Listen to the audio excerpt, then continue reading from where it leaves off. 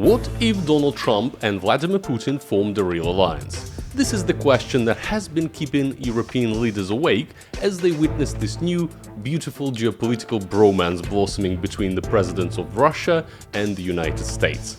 And if you live in Europe, you should be concerned about this too, because there may be very real implications for your wallet, your security, and simply your way of life. So in this video, let's explore what the Trump-Putin coalition could mean for Europe. Donald Trump, now in his second term as US president, has escalated tensions with Ukrainian President Volodymyr Zelenskyy, labeling him a dictator and accusing him of starting the war with Russia, which is a narrative echoing Kremlin talking points. Simultaneously, Trump has signaled a reset of relationships with Russia, engaging in direct talks with Vladimir Putin and holding high-level US-Russia meetings, such as those in Riyadh, without Ukrainian or European inclusion. And this shift, criticizing and pressuring Zelenskyy while cozying up to Russia, marks a stark departure from Biden administration's staunch support for Ukraine and sanctions on Moscow. For Europe, caught between its largest ally and its eastern neighbor, the implications are quite profound. First up is the issue of security, and it's a big one. Despite playing fast and loose with facts and numbers, Trump does have a point when he says that Europe has come to rely heavily on the US for its security. NATO's strength has been primarily associated with the America's military power. Until recently, that is. Trump's criticism of Zelenskyy, calling him a dictator without elections, despite Ukraine's martial law suspending elections, and paired with his outreach to Russia, signals a potential US retreat from its role as Europe's security guarantor, leaving the continent exposed. And Trump's skepticism of NATO, now amplified by his pro-Russia stance, could accelerate if he pressures European allies to accept a peace deal favoring Moscow. Eastern European nations like Poland and the Baltics, already wary of Russian aggression, may see US bases scale back or withdraw, weakening NATO's eastern flank. And while Western European powers like Germany and France may push for an independent EU defense strategy, smaller states, fearing abandonment, could hedge by aligning with Russia or other powers like China. This fractures EU's cohesion with countries like Hungary, which is already sympathetic to Moscow gaining leverage. And maybe most importantly, by sidelining Zelenskyy and negotiating directly with Putin,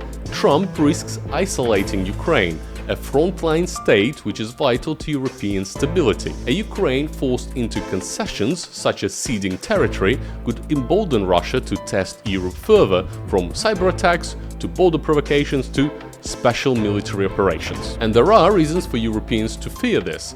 The way things are going, Russia will soon claim victory over what Putin has been calling the collective West. Russia went to war in the middle of Europe, grabbed territory of a sovereign state, threatened the use of nuclear weapons, and now they may get away with it all. With Trump echoing Putin's narrative and blaming Ukraine for starting the war, the whole conflict may now be sold as morally grey, at least to people in the US and Russia. There is also that unpleasant fact that after 3 years of war, the Russian army is now way more modernized and battle-hardened than it was at the beginning of the conflict. Without the US backing, Europe will have to rethink its security. This primarily means increasing military spending, by a lot, which would come with its own set of challenges for European economy. All of that extra military spending would come on top of the billions being spent on aid for Ukraine. If there is no deal between the US and Ukraine, and money and weapons stop flowing across the Atlantic, Europe may have to fill that gap. The estimates of how much that is can vary wildly, depending on the source, and Trump's claims of $350 billion spent so far looks a bit exaggerated. The Kiel Institute of the World Economy gives a more adequate estimate of $120 billion in total from the US to Ukraine since the start of the conflict. That is against $140 billion from the EU and other European countries. So if Europe were to close the gap left by the US, its bill for Ukrainian aid could increase by over 80%. Also, Trump distancing himself from Europe and falling into the warm embrace of Mr. Putin will likely mean the abolishment of US sanctions on Russia. If the EU sticks to its own sanctions and commitment to eventually be free of Russian energy and keep transitioning to renewables, its options in this new scenario would be quite limited. For example, it may be highly reliant on the LNG or liquefied natural gas from the US, and considering the not-so-friendly stance of Mr. Trump towards trade partners, it may not be a sweet deal at all. And generally, Europe would then be a lone warrior who zealously pursues energy transition in the world where major powers like US, Russia and China are putting more focus back on the fossil fuels.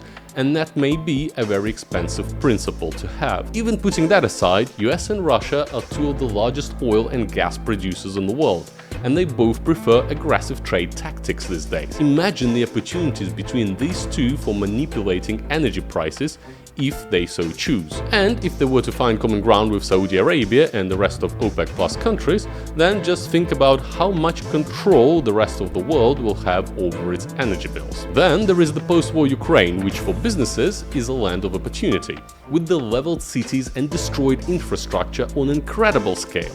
Imagine how much money the companies involved in restoration of Ukraine could make.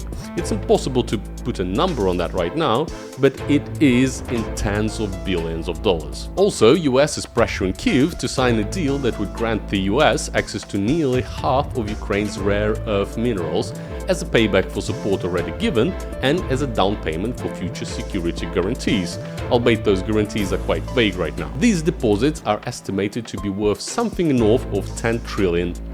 And if the EU companies had their eyes on that pie, they may now be quite badly disappointed. European leaders have been sidelined in negotiations on Ukraine. The spoils right now are being divided between the US and Russia, making Europe that awkward guest that quietly sips lemonade in the corner during a decadent orgy. Add to that the ever-present danger of tariffs from the US and the picture becomes quite bleak for Europe. With all that, Europe may struggle to pay for extra security without decreasing spending on other things, like health, pensions or education. Additional taxes for both individuals and corporations are also likely, which may result in more businesses and highly skilled individuals relocating from Europe to greener pastures. And lastly, an unchallenged bromance between Trump and Putin poses a danger to the very fabric of European politics, values and its global standing. Europe's championing of Ukraine as a democratic cause weakens if Trump's narrative of Ukraine being corrupt and Zelenskyy being illegitimate gains any traction. This undercuts the EU's soft power,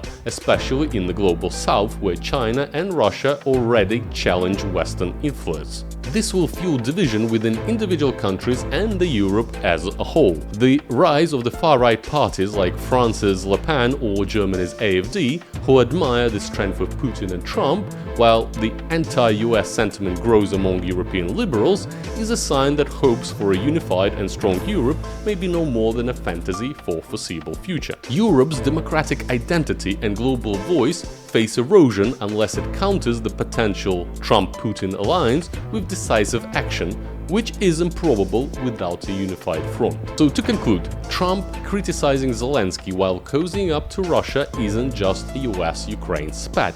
It is a seismic jolt for the whole Europe. Geopolitically, it risks NATO's relevance and EU unity. Economically, it threatens living costs and economic growth. Security-wise, it invites Russian aggression in the future. And culturally, it challenges Europe's values. The continent must decide to adapt by forging its own path or gamble on US pivoting back to its side. As Zelenskyy warned, exclusion from talks is unfair for Europe. It is a wake-up call. The old transatlantic playbook is fraying, and the next moves are for Europe to make. Thank you for watching. Let me know what you think about this topic in the comments below. And if you like content like this, please subscribe for more. And I'll see you on the next one.